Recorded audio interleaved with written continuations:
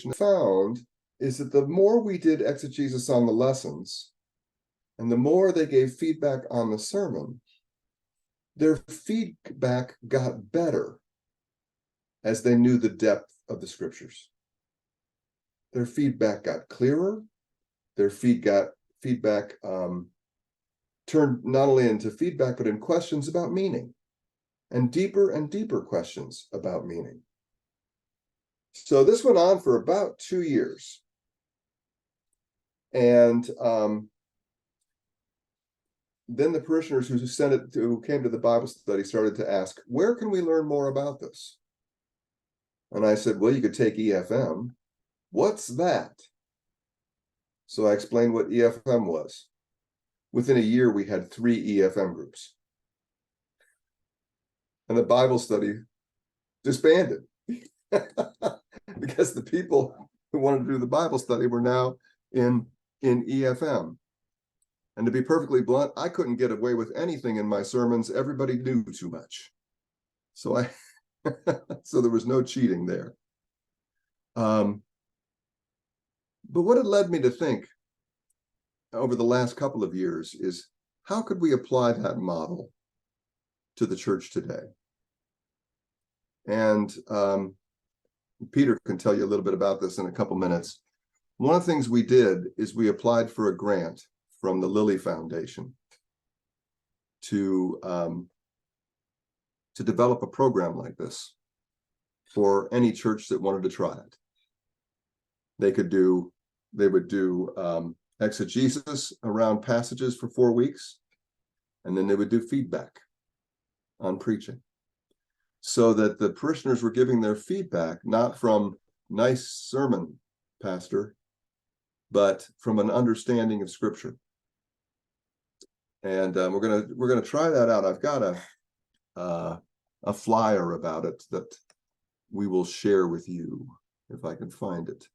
Oh goodness, I don't have it. Give me a moment and I will bring it up.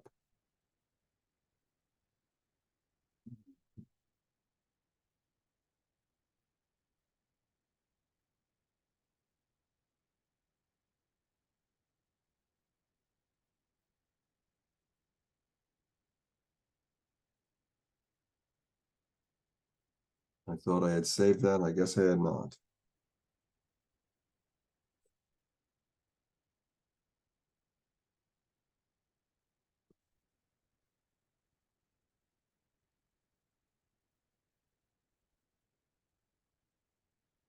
Shoot, I'm having trouble finding it right now. Let me just go on to something else.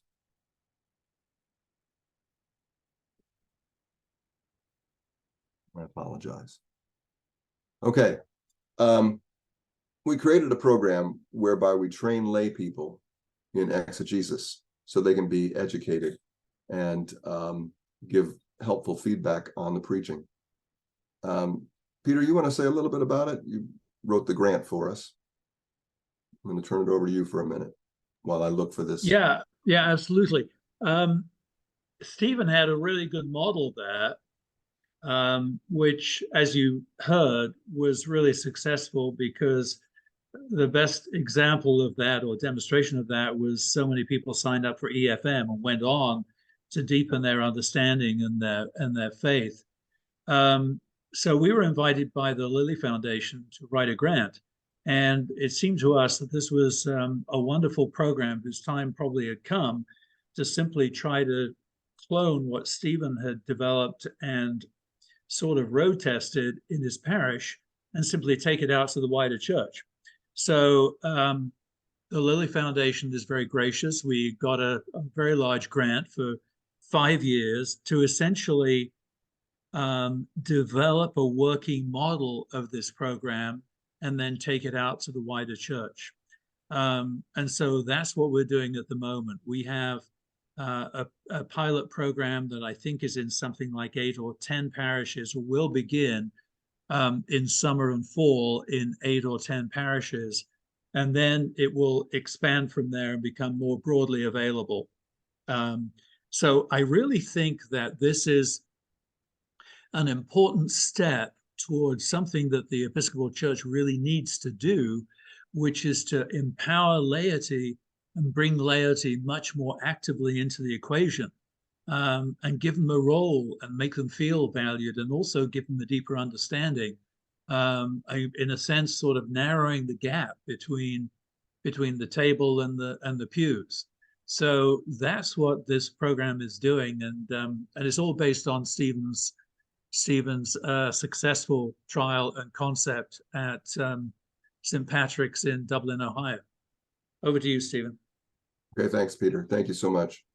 Gave me a chance to find the document, which I will email to everyone. And basically what I wanted to show was that this is a program that we have just created, and we're signing up congregations to be a part of it.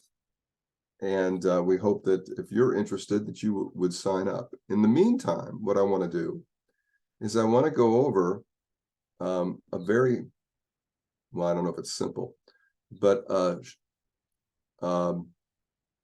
hopefully not lengthy exegesis program that I've used with parishes. And it's just a way of getting to a lesson with your lay people in a way that will help them appreciate what the preacher goes through.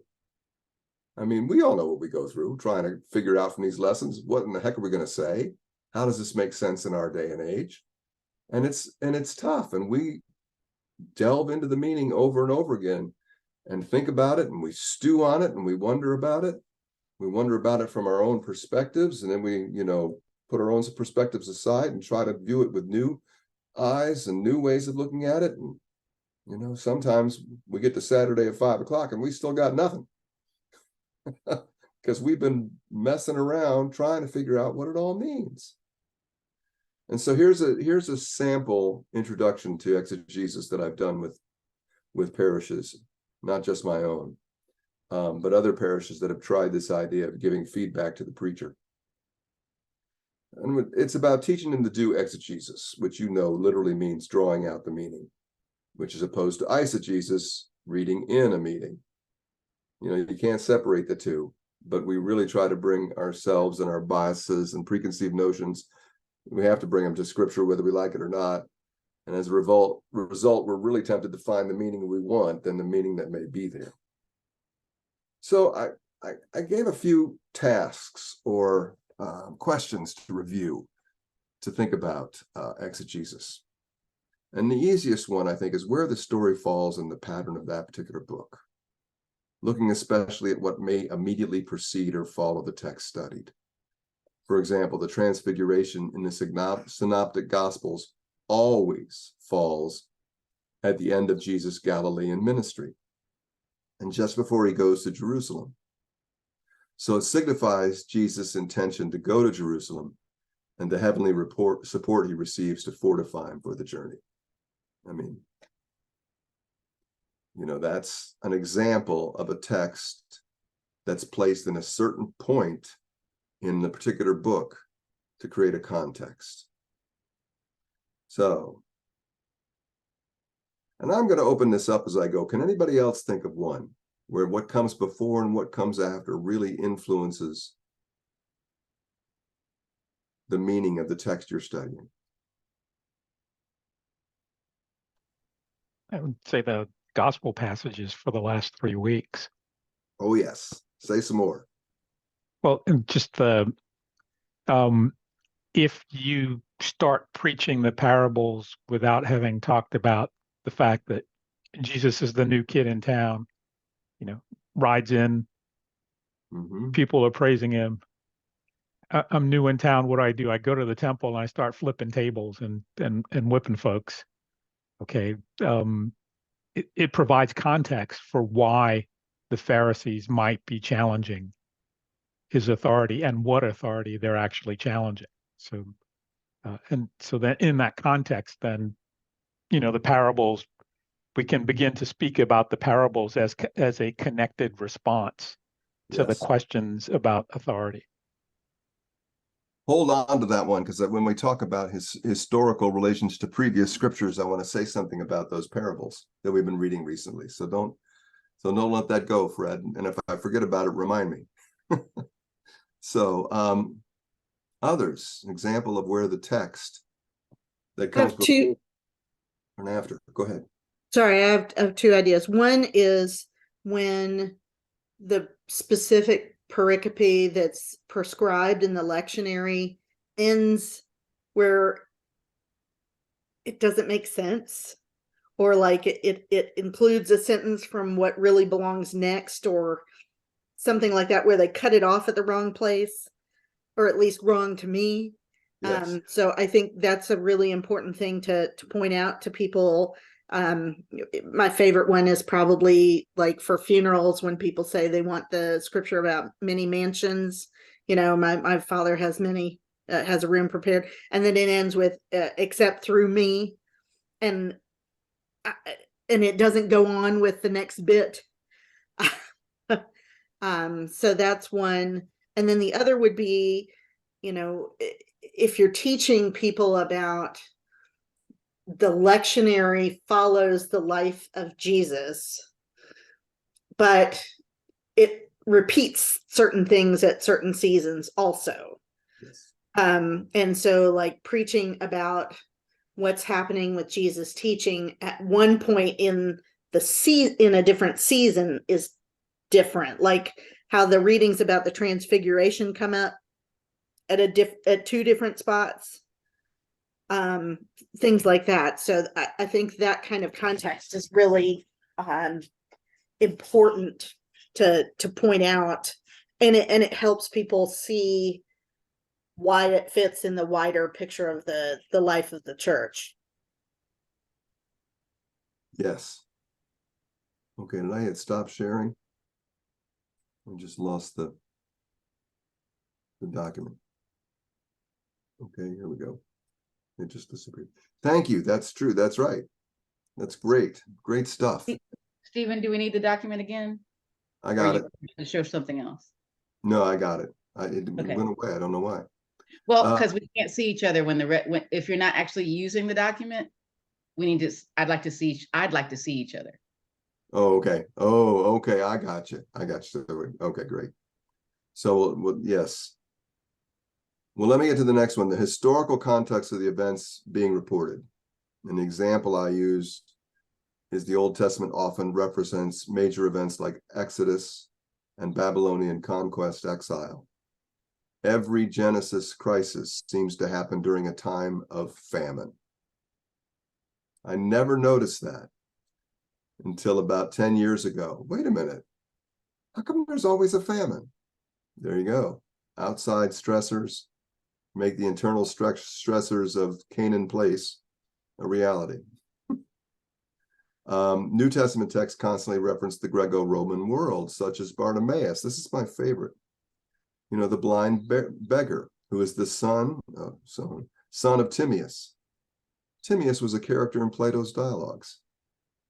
An awareness of the historical context can add to the insights about the lesson. So there you go. What other parts of Scripture are really rooted in the historical context of the first century world for the New Testament, or previous to that for the Hebrew Scriptures? What's the historical stuff? Actually, most of anything Jesus said. He might have narrowed it down or changed the wording to what I guess you would call their popular social standard. But several weeks ago, the parable about the two sons, I got some really good background information that for the Jews at that time, that was a prickly, not so nice parable, because it goes all the way back to Cain and Abel. So like everything he said, they knew in its context, which we have to remember or find out. Exactly. So if you read what he says in that context, no wonder they crucified him. I'm sorry, I don't mean that sacrilegiously. You can just see it coming. Yes, Um, absolutely. He wasn't so sweet. It wasn't the two sons were walking down the road. It wasn't like that. Okay, good stuff. Other comments?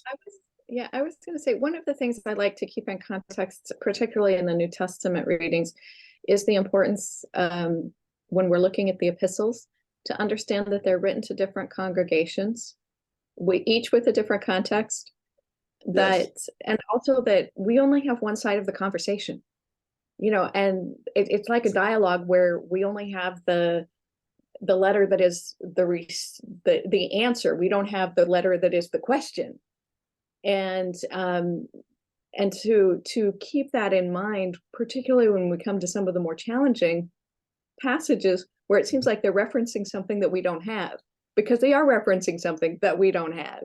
So it's important to not make more of or less of some of those statements. Exactly. This is great stuff. This is the kind of stuff your parishioners need to know.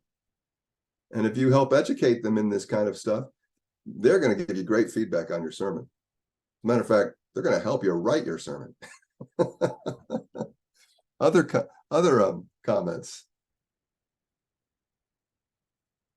Okay, well, I'm going to move on to the next thing.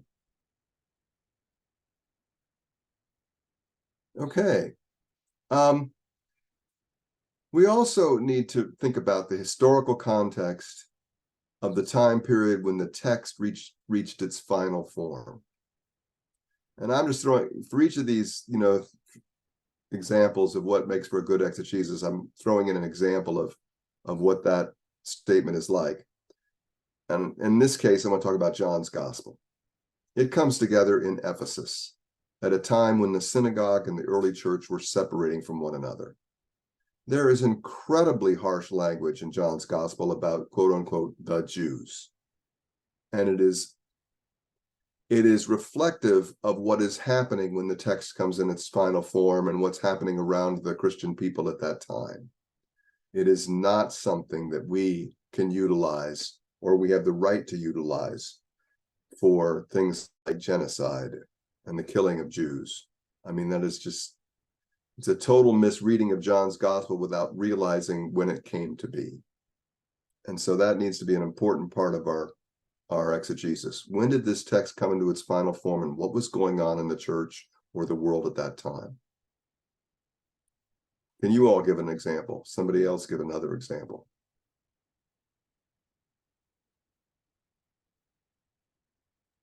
Now, come on, folks, Revelation. I mean, I'm sorry, I still don't even know where to place it. And we think it's the same writer, right? And so this is an intramural Jewish conversation. Mm-hmm. It's at the point where folks are trying to figure out what's faithful Judaism. Mm-hmm. And is faithful Judaism somebody who's also a faithful Jew and walking with Christ? Or is faithful Judaism somebody goes, oh no, him and all his are crazy? And so parts of that conversation are not for us. It's the same as if Sylvia and Bonnie and I were saying that, not that we would probably have this kind of conversation, but who's in and out of femininity. Or if Mother Coleman and I were having a conversation about Black cards, who's in and out of Black, who's in and out of, who's really what identity as we can best perceive it. And so some parts of, and it's very heightened, angry rhetoric for a people that are in that kind of life and death struggle. And if we take it out wholesale and say this all applies to us, which is what especially Americans are very want to do, because it's all about us, we are the center, then we'll be doing some really bad theology. Yes, very bad theology. Very bad theology. Mother Coleman, please forgive me for just dragging you in. I just keep using you as an example without your permission. My bad. Well, others, text when it Feel came into free. Thank you. Other texts when they came into their final form and what could be, well, Wes is going to talk about one tomorrow. He's going to talk about the Gospel of Mark. And we all know that the Gospel of Mark was coming into its final form right after the temple got destroyed in Jerusalem. That'll give you a perspective, one that maybe you don't want. So, but yes, so much of text in Scripture can really only be fully understood if we know when it came into its final form and what the heck was going on with the people of God at that time. So again, these are questions you could pose to your lay people and encourage them to learn about it. And it will enhance their appreciation of this. It'll enhance their appreciation of Scripture in general. Okay. The form the text takes, that's number 4, such as story, prophecy, oracle, epistle, song, psalm, wisdom literature, and apocalypse, to name a few. There's Revelation of John there. Just let's open it up a little bit for discussion. How does the form influence our understanding of the meaning? I'll share something with you. I preached on the story of the rich man and Lazarus. Yeah. And one of the points I made at the beginning was, this is a story that is being told in order to highlight a power dynamic and some of the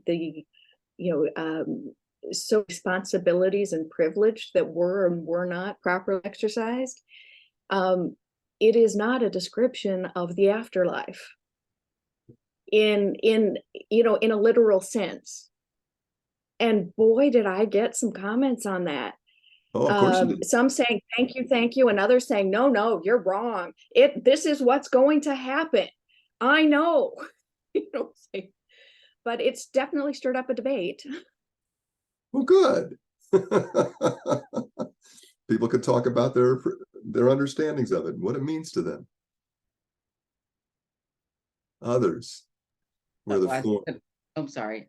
I was just going to add, and not just what it means to them, but what it meant to the people that we're talking about in the beginning. And that's where Lynette was rightly coming from. Hey, you can't assume, or we can't faithfully assume that this is what it's talking about when what it was talking about back then is X, because Judaism proper doesn't have a real widespread belief of heaven and hell at that time. Right. That was something borrowed from Greek and Roman culture later on, when we began to get the name Christian, and we borrowed the idea. So to think that Jesus is talking about heaven and hell and describing it is to totally misread the text. And and that's when we have to explain that other preachers may have told you this, because we know you didn't read it anywhere. Yes. Other preachers may have told you this, and they did it to the best of their understanding. But here is what we now know from scholars. Here's what we now know from people who are active and faithful Jews. And we can hand over Amy Jo Levine and say, here, read this. Oh, yes. And remember, Jesus is a faithful Jew. So he's not going to make shit up that just for the sake of making it up. He's not going to suddenly make up that there's heaven and hell. He is going to tell a story, and the story is going to have a purpose, and it may not be to describe heaven and hell. Yep. Yeah, it's speaking within its Jewish context. One of the best things that happened to me when I was in seminary is I got to work for 6 weeks with a rabbi and doing some research work with him. And Rabbi Gottschalk taught me so much that I did not get in seminary. And it was just a delight to learn about some of the Jewish context of some of these things that our culture has not acknowledged still in a lot of places. Sylvia, you look like you're going to say something. We're going to say.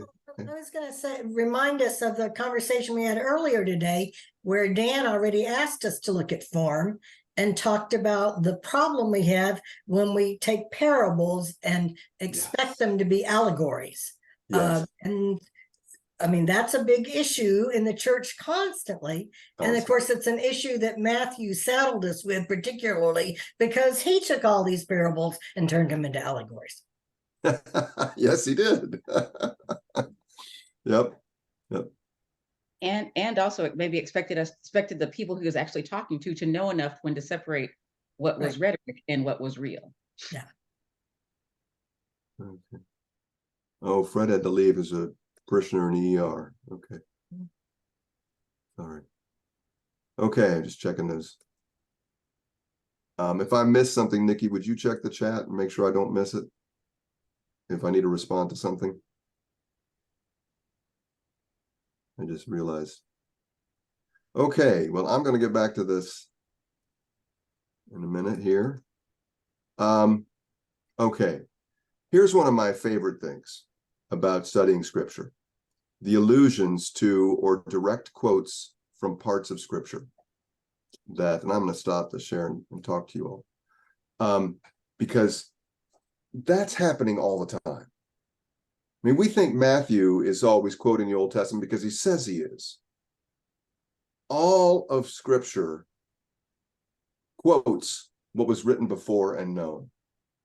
I mean, it constantly comes back. And the one that I like the most is the difference between the story of Esther and the story of Herodias, who danced for Herod. What unites those two stories is that both women are told by the king, ask me for whatever you will, even to half of my kingdom. And what does Esther do with that? She saves her people.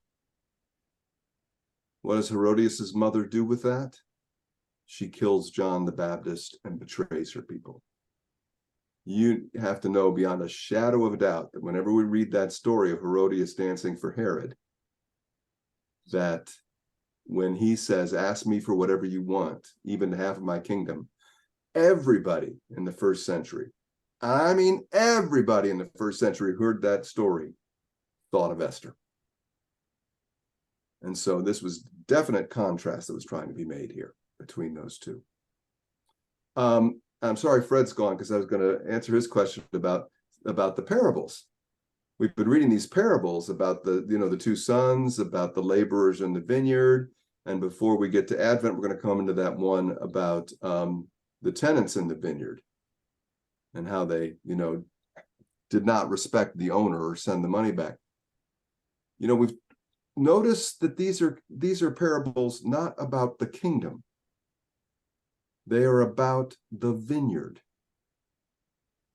And what was the vineyard a symbol for in the Hebrew scriptures? Israel. Israel. Yeah, the people of God. So the parable about the disobedient son and the one who changes or the disobedient son going to work and the one who said he's going to go to work and doesn't, it's about their commitment to Israel. The parable about the laborers in the vineyard who all get paid the same, it's in the vineyard. It's about the people of God. And of course, the Pharisees are going to perceive, and the leaders in the temple are going to perceive that Jesus tells the parables of the tenants against them. Yeah, they're right. But see, the point is, that's another one of those places where you've got just one word that's used from the Hebrew scriptures, and it's supposed to remind you of Isaiah talking about the people of Israel being a vineyard that God has loved and God has planted and God has watered and God has cared for. Yeah, and Jesus, in a sense, with those parables is challenging. Where are you in relationship with the people of God? What is your role there? What do you think? So, it's just, again, it's this whole idea that everything that was written before can be referenced later. And they're not going to tell you where it comes from. Well, Matthew will from time to time, but not the rest. They're going to assume you already know. Other examples that you know of where things just kind of pop up that are not referenced. Well, but also they're from previous. as I say, also when we talk about some of these parables, we also have to pay attention to who Jesus was talking to, according to the writer of that particular gospel. He wasn't talking when we have the wicked tenants. Jesus is not talking to the scores of people. He's talking to the leaders, and not even the religious leaders of the temple. He's talking to the political leaders of the temple. Yep, absolutely. So he's not criticizing folks who are doing actual scripture study or teaching. That he doesn't have any beef with them. He's talking about the people who are kind of in alignment and in league with the Roman, Yep. the Roman oppressors, and are so dedicated to making their version of the temple system, which was not a bad system. We tend to see some of that stuff, and then immediately in our American context, at least I have been, thank you, Amy Jo Levine and people like Sylvia Sweeney, who grabbed me by the very sweetly grabbed me by the neck, say, baby, honey, sweetie, no, Yep. and say it's not the temple. Judaism is great. The temple system was great. It was meant to capture and be for the widow, the orphan, the outsider, the outcast. What political leaders did within that system to keep their version of that system going, that's what Jesus is talking about. Exactly. And so if Jesus is talking about that, then where are you in the system? Because he's not talking about you as a disciple. Exactly. He's talking about you in your power. He's talking, Exactly. let me take it back to me. He's not talking about me as a disciple. He's not talking to me as a regular crowd. He's talking to me about my position of power in systems that are trying to be self-sustaining, that maybe in the way we're trying to sustain them don't need to be sustained in the coming of the kingdom. Yep. And that's a more complicated thing to Gets real complicated. Gets real complicated. Yep. But I just wanted to point out the aspect of it, just it's being about the people, and the tenants, they're not the ones who, not following what God really wants out of this. Well, any other comments you all want to make about stuff that's found in scripture that keeps repeating itself from time to time? Where they show up and when they're barren and when they're not. Lot of duplicates and a lot of reminders. Yep. The Song of Hannah and the Song of Mary are almost identical. I talked about robes from the parable last week, and how robes are very important. Your clothes are very important.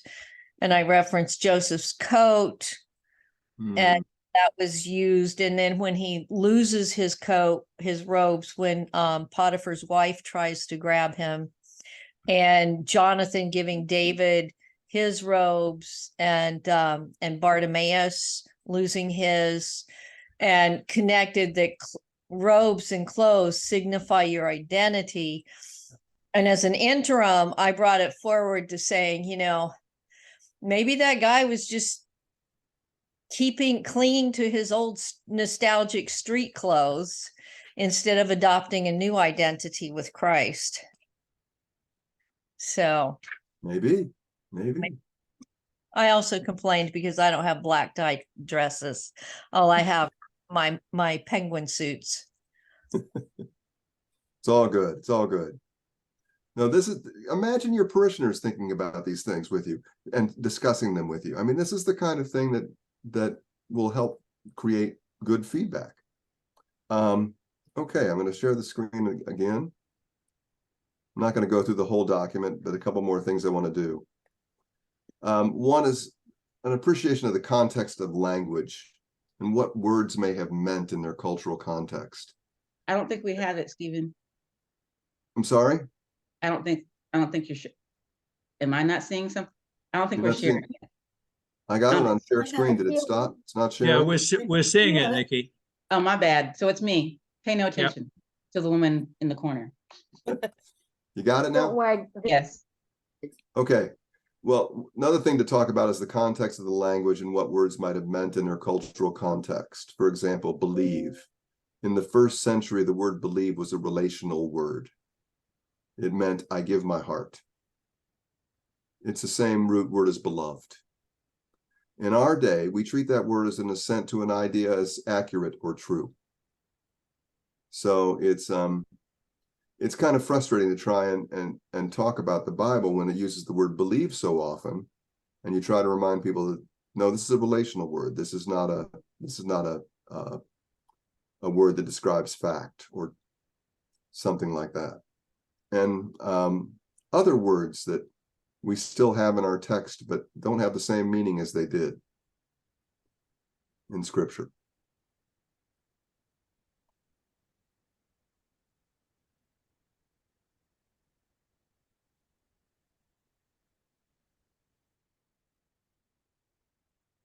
Well, the word heart. I Okay, mean, yes, from what absolutely. I remember from my Old Testament and Hebrew is really they were talking more about like guts. Mhm. And when they were talking about, your heart, they were talking about your mind. So it was all sort of convoluted. But I think and this isn't necessarily a change in meaning so much as a change in context, would be things like light and dark. Mhm. Because that would mean a whole different set of things in a a culture without electricity. Absolutely, it would. That's a good point. And a culture that had some dark-skinned people. Yep. Light and dark can be used for different meanings in that context that are not helpful. Okay. Well, one more, and then I want to say a little bit about some other things. The cultural context of the time period, paying particular attention to customs and practices that may be very different from our own. For example, Paul, often considered a misogynist in our day and age, but for his day, he was far more progressive than the Roman Empire around him. That may not be saying much, but he was still more progressive than the Roman world around him. So, other things, other cultural contexts that are very different in the first century than from our day. We talked a little bit about it, no electricity. Light and dark having different meanings when there's no electricity. Like our last lectionary on the same about the robes and stuff. It was the Jewish tradition that weddings, the families selected your husbands and wives. Oh, yes, We don't do that absolutely. today, Yeah. so. We had a discussion earlier today. Our book club is reading Short Stories by Jesus, which is one of the ones by Amy Jo Levine. And we were talking about, the parable of the Good Samaritan. And if you don't understand context and the use of the word Samaritan Mhm. and all of the ideas behind it, because today it has a very different meaning.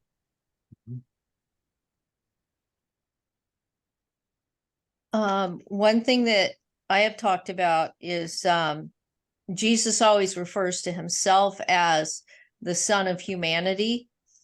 Mhm.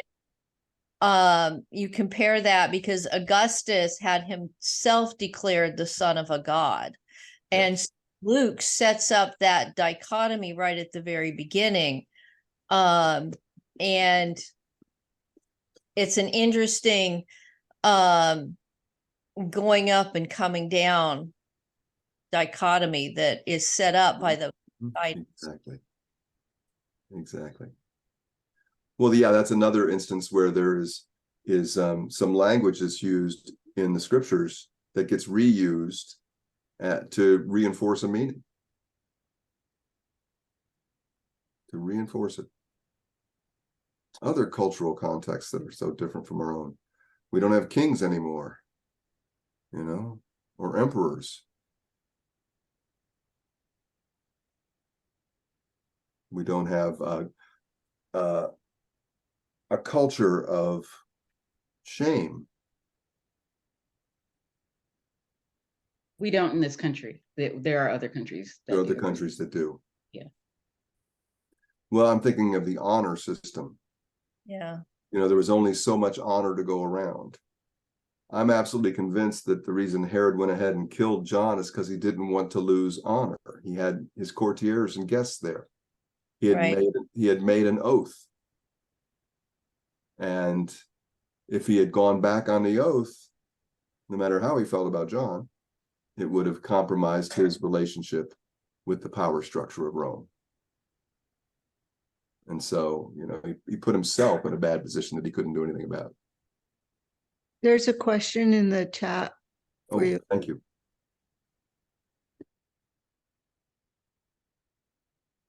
The relationship between the exegesis and the sermon. What a great question. Here's my understanding of the exegesis and its relationship to the sermon. it helps elucidate meanings that can be applied to our current day and age. Sometimes if you just read the texts, nothing jumps out at you, nothing hits you that says, what is this about in terms of our lives? If you dig into the text, you begin to get to that sense of being human and all its complexity of story and of language and of relationships with others. And suddenly you're beginning to see an unfolding drama before your eyes. And that can give you a place to go. How is our world today like that? How is our world today like wondering who's going to care for the vineyard? Who's really going to do that? And if the vineyard is us, the people of God, who's going to care for us? Will they be faithful? Will we be invited in, even if we come in at the last minute? You know, that's the kind of stuff that's going on. You get the idea. You just, the deeper you dig, the more you connect to the human condition. I'm going to say a couple of things to wrap this up and then open it up for any more discussion. I'll share this. It's like just a 4 or 5 page document that I've used before with trying to teach people about exegesis. I'll share that with you. You're welcome to use it in any way you see fit. It's been edited and updated a couple times. I hope it's up to date. And but what I highly encourage you to do, if you want to think about getting feedback on your preaching from parishioners, start with Bible study. Start with very thorough Bible study and teaching them how to do exegesis, so you do it together. One, it'll give them a deep appreciation for what you go through in preaching. And two, you'll be joining together in the task of looking at Scripture to see how it affects preaching. In a sense, they're going to help you write the sermon. I mean, they may not give you the metaphors or even the themes, but you'll hear from them and you go, oh, this is what my congregation needs to hear because they just told me in the way they did this Scripture interpretation. And then I know in your preaching groups, you're going to give feedback to one another, and there are some questions you can use, and there are some forms that your preaching group leaders will lead you through. Once you've done some Bible study with your parishioners, then utilize the same format that you're using in getting feedback for your preaching in this conference that we're doing. Use that with your parishioners after your sermon. Once they've done some Bible study and really begin to appreciate what the task of preaching involves, I know that they will give you very helpful and very supportive feedback. And you'll learn how to preach to them better because you'll know them better and their approach to Scripture and what they hear in it. And they will also help you learn how to preach better yourself. So it's I'm glad we're undertaking this great project called the Preaching Congregation that Peter told you about, and we'll send you the flyer on that if you're interested. But I just have to say, I had more fun those 2 or 3 years we did that Bible study before everybody defected to EFM. But I had more fun doing that Bible study and starting to receive feedback on the preaching. And it really was a renewal for the parish itself, and help the parish understanding its role as preachers. So that's my song and dance. There's one more. I think there's one more comment in the Oh, what's that? Okay. In the chat.